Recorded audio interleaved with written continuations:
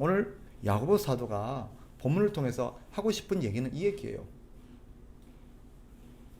말씀은, 이 복음의 진리는 우리에게 믿음을 준다는 거죠. 근데 그 믿음을 얻게 되면 그 믿음은 우리의 전 인격적인 어떤 것에 영향을 끼쳐서 우리의 생각을 바꾸고 우리의 행동을 바꾸고 우리의 삶을 바꿔 놓게 된다라는 것입니다.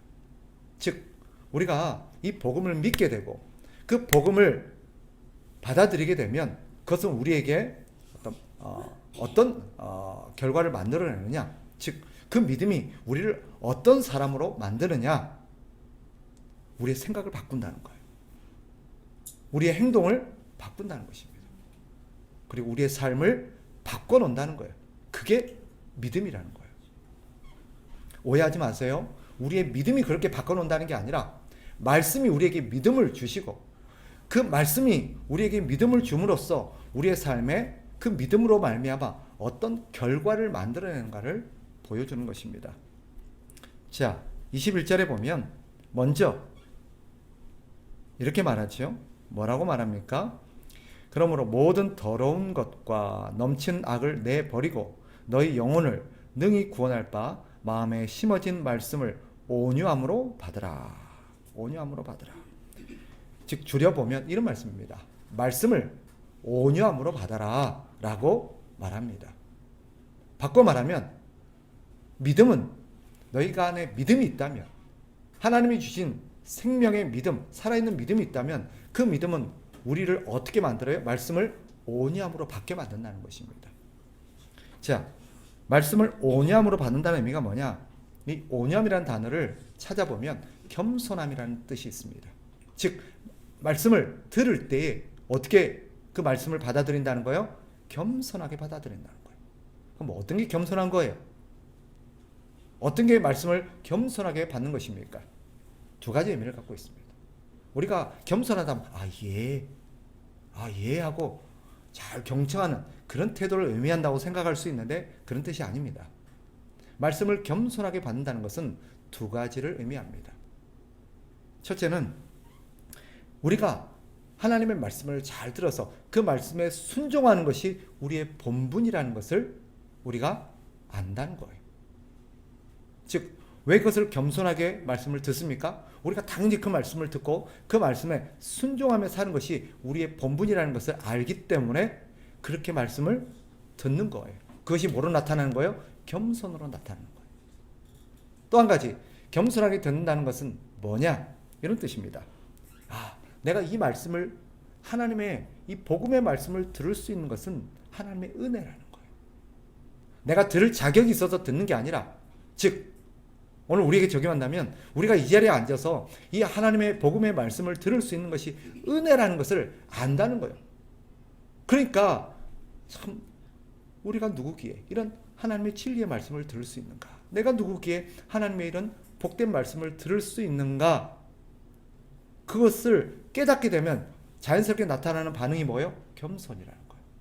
그러니까 겸손한, 온유함으로 말씀을 받는다는 것은 겸손하게 받는다는 것이고, 겸손하게 받는다는 것은 당연히 나는 하나님의 말씀을 듣고 그 말씀에 순종해야 될 자라는 걸 안다는 뜻이고, 또 내가 그 말씀을 듣고 그 말씀을 내가 받을 수 있는 것이 하나님의 은혜라는 것을 알기 때문에 나타나는 거예요.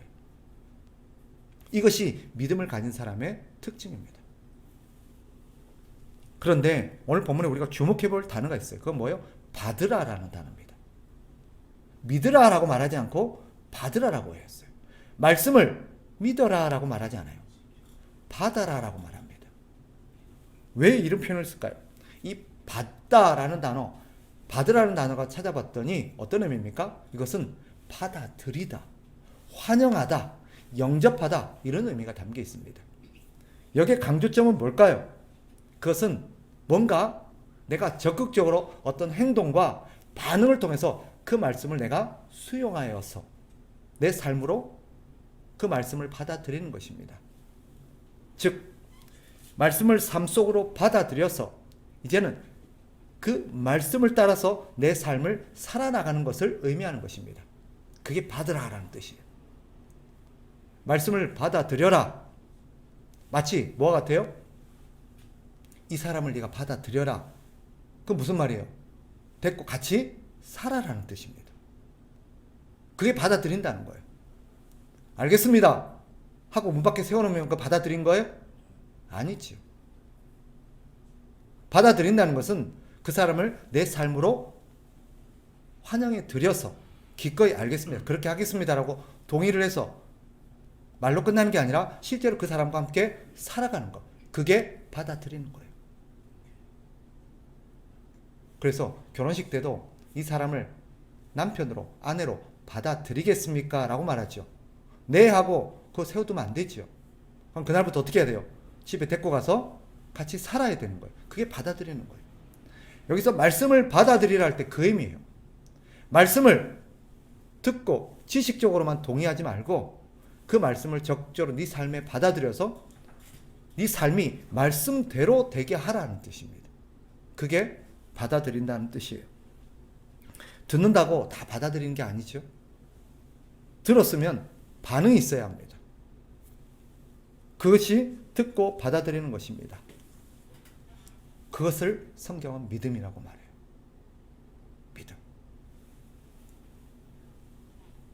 우리는 뒤에서 보겠습니다마는 하나님의 말씀을 믿는다고 하면서 받아들이지는 않아요. 그럼 그 믿음이라는 게 뭐예요? 그 말씀이 하나님의 말씀이라는 것을 그저 지식적으로, 옳다라는 것을 지식적으로 동의하지 그렇게 내가 살 마음은 없다는 뜻이에요. 그 말이 맞는데, 옳은 거는 아는데 그렇게 살고 싶지는 않아요. 이게 우리의 갖고 있는 믿음의 수준이에요. 그런데 오늘 야고보 사도가 우리에게 말하는 뭐예요? 말씀을 듣고 어떻게 알아요? 받아들여라.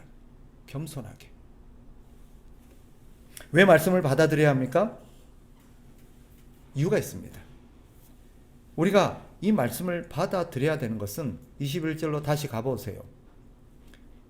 그러므로 모든 더러운 것과 넘치는 악을 내버리고 너희 영혼을 능히 구원할 바 마음에 심어진 말씀을 온유함으로 받으라. 즉, 왜 우리가 이 말씀을 받아들여야 되는가? 왜 야고보 사도는 받아들이라고 하는가? 이것이 우리가 그 말씀을 내 삶으로 받아들이게 되면 무슨 일이 벌어지냐? 우리 안에 있는 더러운 죄가 쫓겨나갑니다. 여기서 보면 더러운 것을 내버린다고 표현하죠. 말씀이 들어오면 절대 죄와 같이 살 수가 없어요. 그죠? 같이 살 수가 없어요. 그건 불가능해요.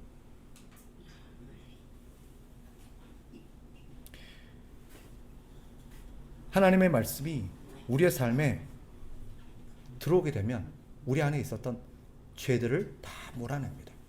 근데 이 죄를 뭐라고 표현하고 있냐면 더러운 것이라고 표현하고 있어요. 더러운 것.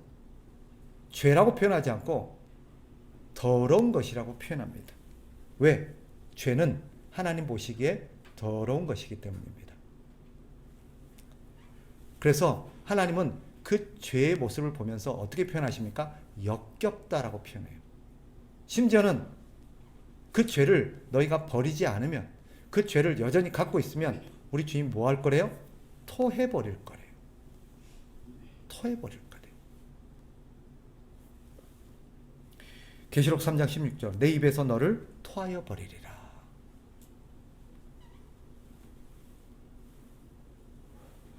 말씀이 우리 안에 들어가면 절대 죄와 같이 동행할 수가 없습니다. 불가능한 거예요. 우리의 말씀이 우리 안으로 들어가면 내 안에 있었던 모든 죄가 다 하나씩 하나씩 쫓겨나가기 시작합니다. 그래서 말씀을 받아들여야 되는 거예요. 그리고 우리가 그 말씀을 받아들이게 되면 내 스스로도 내 안에서 말씀을 자꾸 통해서 내 안에 있는 더러운 죄가 밝혀지기 시작해요. 그리고 그 죄가 하나씩 하나씩 청산되는 것입니다. 근데 이것을 내버린다라고 표현하고 있지. 근데 왜 안 내버릴까요? 그러면 말씀이 들어가기 전까지 어떻다는 거예요? 이 죄를 내버리지 않는다는 거예요. 안 버리고 있어요. 왜요? 죄를 사랑해요. 그 죄가 주는 낙을 사랑하는 것입니다. 그래서 못 버리는 거예요. 두 번째, 왜 하나님이 이 말씀을 받아들이냐, 이 죄를 받아들여라라고 말하냐. 거기 보면 이 말씀이 내 영혼과 내 삶을 구원하기 때문입니다. 죄로 인해서 심판받아 마땅한 내 영혼을 하나님이 이 말씀으로 구원하십니다. 그래서 우리를 지옥의 형벌에서 구원합니다. 이것은 죽고 나서의 문제라고 한다면 이 땅에서도 말씀은 우리의 영혼을 구원해서 우리의 삶까지도 건져냅니다. 이 말씀이 이 땅에 살아있는 동안 우리의 삶을 건져내요. 구원해내요. 무슨 뜻일까요? 방탕하고 더러운 죄 속에서 더럽게 살던, 추악하게 살던, 역겹게 살던, 하나님 보시기에 아주 추악하게 살던 우리의 삶을 건져내어서 우리를 깨끗하고 경건하게 산다는 뜻이에요. 그게 말씀이 하는 거예요. 그래서 예수님을 믿고 그 예수님의 말씀을 받아들이고 영접하게 되면 절대 정과는 같이 살 수가 없어요. 그게 특징이에요. 쉽게 말하면 예수 믿고 옛날과 똑같이 산다. 불가능해요. 그럴 수가 없어요. 절대 그렇게 될 수가 없습니다. 불가능해요. 여전히 예수 믿고도 예전과 똑같이 산다? 하나도 달라진 게 없다? 둘 중에 하나입니다. 둘 중에 하나예요. 뭘까요? 그 사람은 진짜로 예수님을 영접하지 않았기 때문에. 봐봐요. 사탄과 함께 살던 사람이 예수님을 내 집에 모셨는데 사탄과 함께 세 명이서 동거할 수 있어요? 절대 불가능해요. 우리 주님이 같이 살겠다 그러겠어요? 주님, 기왕이면 그냥 다 사이좋게 같이 삽시다. 사탄도 알고 보면 좋은 애입니다. 우리는 그럴지 몰라도 우리 주님은 나는 절대 못 산다. 생각해 보세요. 여러분. 어떤 남자가 좋아서 그 남자와 같이 살려고 그랬는데 그 남자 집에 갔더니 다른 여자가 같이 살고 있어요. 남자가 그렇게 말합니다. 우리 세 명 같이 오손도손 잘 살아보자. 같이 사시겠어요? 여러분의 남편을 그 여인과 반 나눠가지고 가서 살겠어요? 못 살아요. 그 지정신이 아니죠. 그죠? 불가능해요. 그거는. 말씀을 영접한다는 것은 우리 주님을 영접한다는 것과 똑같은 동의어예요. 우리 주님을 영접하는 것을 말하는 것입니다. 말씀을 받아들여라. 우리 주님을 받아들여라 하는 뜻이에요. 우리 주님이 우리의 삶에 오시면, 우리가 그분의 말씀을 받아들이면 우리 주님 우리의 삶에 함께 사세요. 그럼으로써 우리 안에 있는 모든 더러운 것, 과거에는 우리는 그렇게 익숙하고 살아왔지만 우리 주님이 오셔서 하나씩 다 청소합니다. 우리가 청소하는 게 아니에요. 주님이 하세요. 그런데 우리 주님은 어떻게 일하시는지 아세요? 우리 가만히 있으면 주님이 알아서 다 내버려다 주지 않으세요. 신기하게. 우리 생각에는 주님 알아서 해주세요 하면 주님이 알아서 저절로 그냥 자고 일났더니 다 정리되어 있고 그러기를 바라는데 주님은 절대 그렇게 일하지 않으세요. 그럼 어떻게 하느냐? 아무개야, 이거 아니다. 이거 내다 버려라. 누구 보고 버리래요? 나보고 버리래요. 우리 주님이 나 이거 있으면 같이 못 산다. 이건 아니다. 이거 갖다 버려라. 주님이 알아서 다 버려주시면 될 텐데 이상하게 주님은 우리 보고 버리래요. 우리 보고 버리래요. 이거 갖다 버려. 근데 우리 주님은 우리가 안 버리면 어떨까요? 주님이 절대 대신 안 버려주세요. 버려. 그러면 버리기 전까지는 어떻게 돼요? 우리 주님과 관계가 서먹서먹해져요.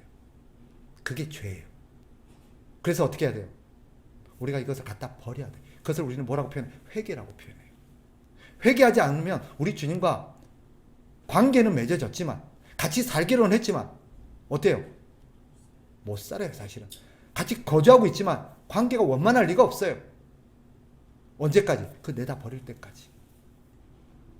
우리도 결혼해서 살아봐서 알잖아요. 그죠? 마음에 안 드는 거 계속 갖고 있고 하고 있으면 그 어떻게 같이 살아도 불편하죠. 관계가 원만하지 않아요. 근데 우리 주님은 우리 보고 버리래요. 그게 하나님의 방법입니다. 여러 가지 이유가 있겠죠. 그래서 오늘 보면 내 버리고 우리 보고 버리라는 이유가 거기 있습니다. 이거 버려라. 우리 주님이 들어오시면 하나씩 하나씩 고치게 하십니다. 그거 너 그렇게 화내는 거 그거 아니야. 고쳐. 그렇게 거짓말하는 거 그거 고쳐. 그렇게 욕하는 거 고쳐. 더러운 거 고쳐. 그 나쁜 습관 고쳐. 우리 주님께서 하나씩 우리 보고 고치래.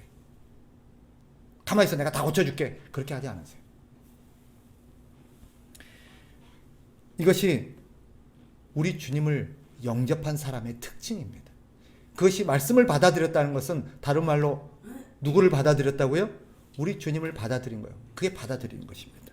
그래서 우리 주님을 받아들인 그것을 믿음이라고 말하는데, 믿음, 우리 주님을 받아들인 이 진짜 믿음, 이것을 살아있는 믿음이라고 표현을 해요. 이 살아있는 믿음은 반드시 예전처럼 살 수가 없는 거예요. 우리 주님이 절대 그렇게 내버려 두지 않으세요. 우리 주님이 들어오셔서 야, 이거 아니다. 이거는 버려라. 믿음은 반드시 우리의 삶을 변화시키고 맙니다. 그게 믿음의 특징이에요. 그런데 우리 주님이 같이 들어오셨다는데, 주님을 영접했다는데, 우리 주님 같이 살기로 했다 그러고 우리 집에 주님 계셔. 그런데 우리가 보기에는 예전과 하나도 다를 게 없어요. 온갖 죄악과 온갖 나쁜 짓과 온갖 악한 습관들이 여전히 그대로 있어요. 불가능한 거예요. 주님 거기 안 계시거나 혹은 뭐예요? 자기가 주님을 모시고 있다고 착각하고 있는 거예요. 듣고 행하지 않는 믿음이란 없습니다. 야고보 사도는 그걸 어떤 믿음이라고 그래요? 죽은 믿음이라고 표현합니다. 2장 17절 우리가 읽지는 않았지만 2장 17절 가보세요. 같이 한번 읽습니다. 이와 같이 시작. 이와 같이 행함이 없는 믿음은 그 자체가 죽은 것이라. 죽은 믿음이 뭐예요? 쉽게 말하면 저를 보세요. 이런 거예요. 예수님 니네 집에 예수님 안 계셔. 지는 예수님 자기 집에 모셨대요. 지 삶에 모셨대요. 그런데 실제로는 야고보 사도는 뭐예요? 주님 거기 안 계셔. 네가 주님 모시고 있다고 착각하고 있는 거야. 주님 거기 안 계셔. 그 말이에요.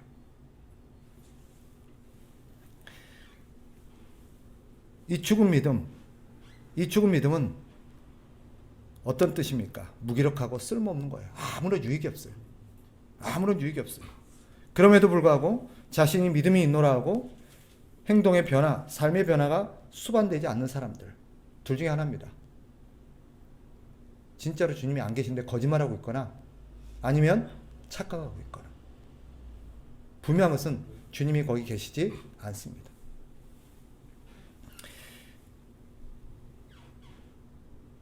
그런 사람이 어떤 사람이에요? 성경적인 지식을 많이 알고 있고 그 지식에 자기가 동의했다고 해서 자기에게 그런 믿음이 있다고 오해하는 것입니다. 이게 가장 무서운 거예요. 그래서 저는 여러분도 느끼시겠지만 신앙생활하면서 제일 무서운 사람은 교회 밖에 있는 사람이 아니라 교회 안에 있는 사람이에요. 교회 밖에 있는 사람은 자기가 예수님과 관계없고 구원에서 상관없는 사람이라는 걸 알아요. 그래서 어떻게 해요? 도움을 받을 수라도 있어요.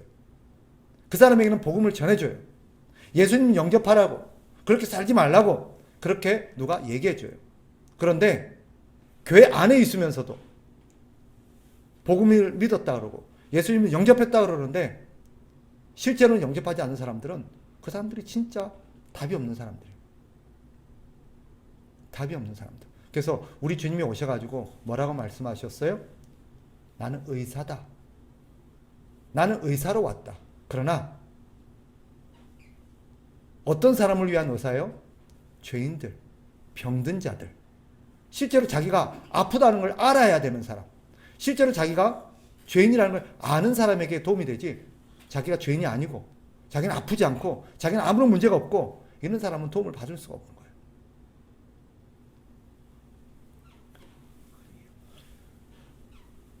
듣고 행하지 않으면 어떻게 되느냐?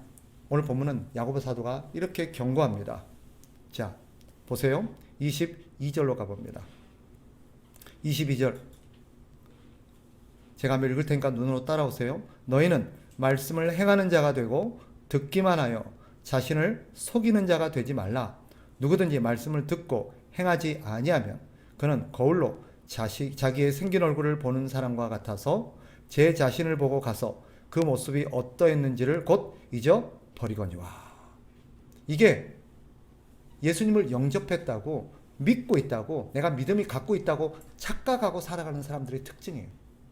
그 사람들의 특징을 거울 보고 자기를 잊어버리는 사람이라고 표현합니다. 우리가 종종 말씀은 영혼의 거울이라고 표현하죠. 거울이 뭐예요? 거울의 용도가 뭐예요?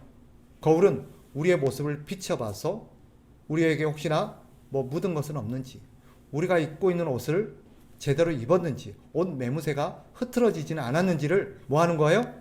점검하고 살피는 역할이에요. 마치 말씀이 그것과 같다는 거예요. 말씀이 우리의 영혼의 상태를 비춰주는 거울과 같다는 거예요. 그래서 우리의 영혼에 뭔가 죄의 찌꺼기가 묻어있지는 않는지, 혹시나 우리의 신앙의 옷 매무새가 흐트러져서 잘못 살고 있지는 않는지, 잘못된 길로 가고 있지는 않는지, 그걸 점검하고 살피게 해주는 게 뭐라는 거예요? 말씀이라는 거예요.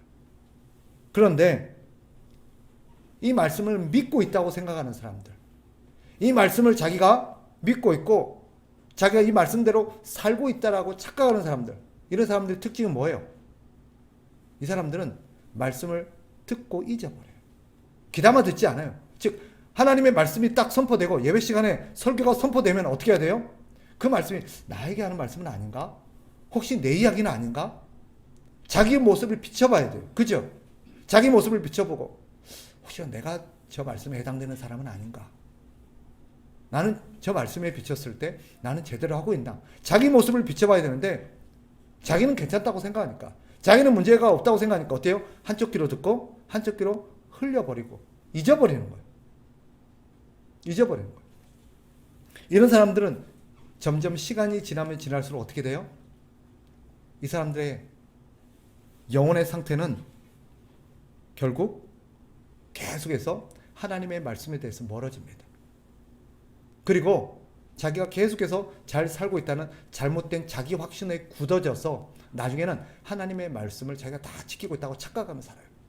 그리고 하나님의 말씀에 대해서 그들은 점점 마음이 굳어져 가요. 그들도 한 번쯤 양심에 찌를 때가 있어요. 하나님의 말씀을 들으면서 죄를 지적하는 하나님의 말씀을 들으면서 찌를 때가 있어요. 그러면 어떻게 해야 돼요? 봐봐요. 거울을 봤어요. 여러분의 얼굴에 거울이 딱 묻어 있어요. 근데 마침 봤는데 얼굴에 뭐가 하나 묻어 있어요. 그럼 어떻게 해야 돼요? 떼야지요. 옷을 입었는데 몰랐는데 단추가 잘못 채워져 있어요. 그럼 어떻게 해야 돼요? 다시 풀어서 다시 해야지요. 그게 상식이잖아요. 그런데 그런 사람들은 어떻게 하는 거예요? 보고도 에휴 됐어 이 정도면 어때? 무시하고 가는 거예요. 그러다 보면 시간이 가면 어떻게 해요? 이것도 먹고 저것도 먹고 계속 그래 가는 거예요. 하나 묻을 때 또 하나 넣는 거 아무 상관이 없어요. 신경은 안 써요. 신앙생활을 꼭 그렇게 해요. 그러니까 한 번 정도 말씀에 찔릴 때가 있어요. 도전을 받을 때가 있어요. 그런데 어때요? 무시하고 지나가요. 그냥 무시하고 지나가요. 그냥 돌아서 버립니다. 여러분, 말씀을 듣고 찔리면 뭐합니까? 고치지 않으면 아무 소용이 없어요. 백날 거울 걸어놓고 거울 보고 얼굴 고치지 않고 하는 거울 뭐가 필요 있어요? 똑같아요. 말씀이 있으면 뭐합니까? 그 말씀 맨날 듣고 찔리면 뭐합니까? 그 말씀대로 실천하지를 않는데 결국 계속 그렇게 살면 더러운 죄에 대해서 우리의 양심은 둔감해지고 마음은 강팍해집니다. 나중에 정신을 차리고 나면 자신이 지옥의 문 앞에 서 있다는 것을 깨닫게 될 겁니다. 깜짝 놀라겠죠. 그러나 그때는 너무 늦었을 것입니다. 말씀을 들을 때마다 거울을 보듯 자신의 영혼을 살피고 잘못된 것을 고쳐야 합니다. 그런 사람이 복이 있습니다. 왜 복된가?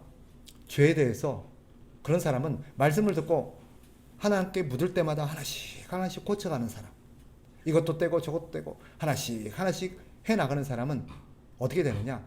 점점 말씀에 대해서 양심이 예민해져 갑니다. 예민해져 갑니다. 깨끗한 것을 사랑합니다. 그죠? 깨끗한 것을 사랑해요. 여러분 길거리에 노숙자들 보신 적 있어요? 노숙자들 보면 얼굴이 어때요? 시커멓죠. 그 사람이 노숙자가 되기로 한 첫날부터 그랬을까요? 처음에는 그 사람도 그렇게 더럽지는 않았을 거예요. 어느 날 자고 일어났더니 하나 묻어 있었을 거예요. 그런데 내버려 뒀어요. 그랬더니 그 다음날 딴 게 하나 더 묻었어요. 그렇게 몇 년을 지나고 나니까 나중에는 온 몸이 더러워져요. 근데 그때쯤 돼요. 어떻게 돼요? 별로 대수롭지가 않아요. 아무 문제의식을 못 느껴요. 그냥 그러고 사는 거예요. 나중에는 얼굴만 더러운 게 아니라 그것이 악취를 풍기고 더러운 냄새를 만들어내요. 그런데도 본인은 못 느껴요. 왜? 코가 마비가 돼버렸거든요. 신앙도 똑같습니다. 여러분 신앙생활 하면서 어떻게 신앙인이 저렇게 고약할 수 있을까? 어떻게 심령이 저렇게 사납고 어떻게 저렇게 강팍하고 저럴 수 있을까? 그 사람이 처음부터 그랬을까요?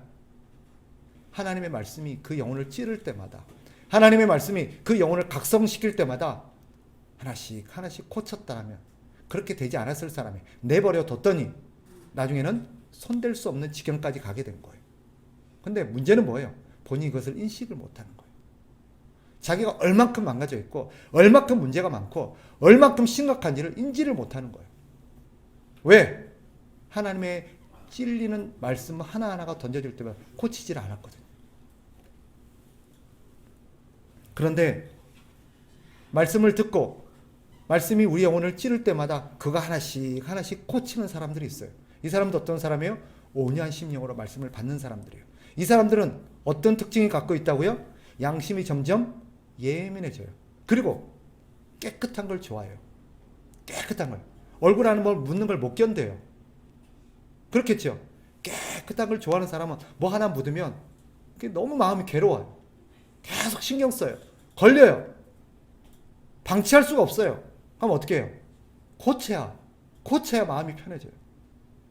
그게 말씀으로 양심이 깨끗해진 사람들의 특징입니다. 그래서 점점 깨끗해지고 거룩해져서 나중에는 누구처럼 돼가요? 예수님을 닮아가요. 여러분 솔직히 한번 스스로를 생각해 보세요. 나는 예수님 쪽에 더 닮아 있는가? 마귀 쪽에 더 닮아 있는가?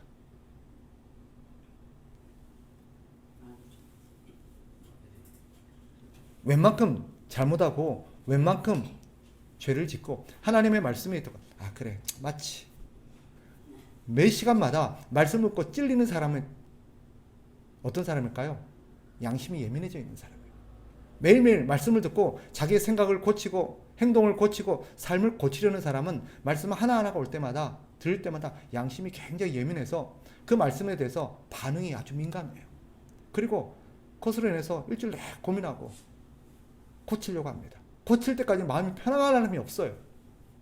그런데 어떤 사람은 똑같이 말씀에 찔리는데도 그냥 대수롭지 않고 넘어가는 사람이 있습니다. 그 시간뿐이에요. 그런 사람은 나중에 더 강한 하나님의 말씀이 와도 그저 조금 찔리고 맙니다. 그러다 보면 나중에는 별 대수롭지 않게 신앙생활해요. 오죽하면 은혜 받고 가다가 남의 집 무뿌리 뽑아간다. 그런 일이 버젓이 있을 수 있는 거예요. 큰 방에서 은혜 받고 말씀 듣고 나가다가 나쁜 짓 하는 거예요. 실제로요. 여기서 딱 예배 드리고 나서 나가서 만나서는 안 들을 사람과 만나가지고 놀러 가요. 딱 그 사람 와서 기다리고 있어요. 어떤 사람에게 딱 예배 드리고 그 끝나는 대로 술 마시러 가요. 어떤 사람은 이거 딱 끝나는 대로 도박하러 가요. 어떻게 그럴 수 있을까요? 보통 사람 같으면 양심이 예민한 신앙인 같으면 절대 그 용납이 안 돼요. 어떻게 금방 예배 드리는 사람이 금방 돌아 나가서서 죄를 지어요? 말이 안 되는 거예요. 근데 어떻게 이게 가능하죠? 하나님의 말씀으로 인해서 영혼을 계속해서 청소하지 않고 행동하지 않으니까 점점점 더러워져 가지고 그게 별로 문제가 안 되는 거예요. 그러니까 어제 제가 말씀드린 것처럼 그런 사람들이 아니 집사님 아니 권사님 어떻게 그렇게 하세요? 뭐 어때? 남들 다 해. 괜찮아. 이렇게 말하는 거예요. 아니지요, 그거는. 그건 아니에요. 그것은 뭘 보여줘요? 아, 내 그만큼 내 양심이 더러워져 있구나. 내가 그만큼 말씀으로 내 영혼을 청소하지 않았구나. 결국 내 믿음이라는 게 병들어 있구나. 그런 사람은 계속해서 방치하면 둘 중에 하나입니다. 심각한 병이 들어서 나중에 무기력한, 전혀 말씀이 자신의 삶에 도움도 안 되고 자기가 갖고 있는 믿음이 자기의 삶에 전혀 도움이 안 돼요. 그래서 살아는 있으나 시체와 방불한 삶을 살게 됩니다. 그런 사람도 있을 수 있을 거예요. 그러나 평생 그렇게 사는 사람이 있다면 그 사람은 어쩌면 자기가 거듭나지 않았는데 믿음이 없는데 믿음이 있다고 착각하며 산 사람이었을 수도 있습니다. 말씀을 정리하겠습니다. 성경은 그렇게 행하는 자들, 말씀을 듣고 온유한 심령으로 그 말씀을 받아들여서 매일매일 그 말씀으로 자신의 영혼을 청소하고 자신을 갖고 나가는 사람들이 복이 있다고 말합니다. 어떤 복이 있습니까? 거룩해져 가는 복이 있습니다. 우리 주님을 닮은 복이 있어요. 또 어떤 복이 있습니까? 우리 주님께서 그를 기뻐하시고 그를 사랑하셔서 그에게 하나님을 나타내십니다. 그래서 하나님이 점점 가까이 계세요. 깨끗한 사람을 주님은 가까이 하십니다. 더러운 사람은 주님이 가까이 하지 않으세요. 남편이 집에 들어왔는데 너무 더러워요. 오물을 뒤집어 쓰고 왔어요. 남편이 사랑한다고 여보 사랑해 하고 안으려면 안아주시겠어요? 뭐라고 말하겠어요? 잠깐 먼저 씻고 와. 남편으로 인정은 해주겠지만 안을 수는 없다. 왜? 가서 먼저 씻고 와. 그게 우리 주님과의 관계예요. 우리 주님이 주님 사랑해요. 일단 씻고 얘기하자. 그러실 거예요. 내가 너를 자식으로 인정은 하겠지만 안고 싶진 않다. 우리 딴방에 있자. 그러니까요 뭐예요? 하나님과의 거리는 우리의 마음의 평강을 좌우하고요. 은혜의 어떤 여러 가지들을 척도를 좌우합니다. 왜 삶이 강팍하고 은혜가 없고 심령이 이렇게 평안이 없는가? 하나님과의 거리에 관계에 문제가 있을 수 있어요. 그래서 깨끗해지면 깨끗할수록 우리 주님 우리를 가까이 하십니다. 그래서 어때요? 우리 주님이 가까이 하시면 우리 주님이 갖고 계시는 그 모든 은혜의 어떤 총체의 열매들이 우리 가운데 그대로 나타나요. 그래서 말할 수 없는 평강이 나타나고 기쁨이 나타나고 하나님의 돌보심과 도우심의 역사가 나타나고 심지어 하나님께서 어떤 복을 주십니까? 우리를 사랑하여서 우리에게 하나님의 역사를 나타내셔서 우리를 통해서 하나님이 하고 싶은 일들을 많이 이루십니다. 어떤 더러운 사람이 주님, 우리 주님을 위해서 일하겠다고 오물을 뒤집어 쓰고 주님 내가 뭐 도와드릴까요? 그러면 내가 주님을 위해서 뭘 할까요? 그럼 주님 뭐라 그럴까요? 일단 가서 좀 씻고 와라. 씻고 일하자. 그렇게 되는 거예요. 왜 하나님 우리를 안 쓰세요? 표현이 좀 그렇지만 더러워서 안 써요. 더러워서. 그래서 우리를 안 쓰는 거예요. 그래서 가끔 여담입니다만 하나님 앞에 기도하고 하나님에게 역사를 간구하고 그럴 때 하나님이 일하시지 않고 하나님이 역사하지 않으면 가끔 그런 생각이 들어요. 내가 너무 더럽나? 우리 주님 보시기에 너무 더러운가? 그런 생각이 들 때가 있어요. 여러분, 오늘 말씀은 우리에게 있어서 거울과 같은 것입니다. 그리고 참된 믿음이 있다면, 살아있는 믿음이 있다면 그 믿음은 반드시 말씀을 통해서 우리의 영혼을 청소해내고 우리의 영혼을 갖고 나가고 그래서 생각이 달라지게 됐고 행동이 달라지게 되고 우리 삶이 달라질 수밖에 없습니다. 우리에게 이런 살아있는 믿음이 있습니까? 야고보는 그런 믿음이 있다면 우리의 변화되는 행동으로 그 믿음을 증명해 보라고 도전합니다. 매일매일 온유한 마음으로 말씀을 받으십시오. 말씀을 받아들인다는 것은 그 말씀, 우리 주님을 내 삶에 받아들여서 우리 주님의 시키는 대로 우리의 삶을 계속 갖고 나간다는, 주님과 동행한다는 뜻입니다. 그럼으로써 우리가 점점 깨끗해져 가고 점점 거룩해져 가고 우리 주님이 점점 우리와 가까이 하시는 그럼으로써 우리 주님이 주시는 풍성한 삶의 은혜를 누리시는 저와 여러분 되었으면 좋겠습니다.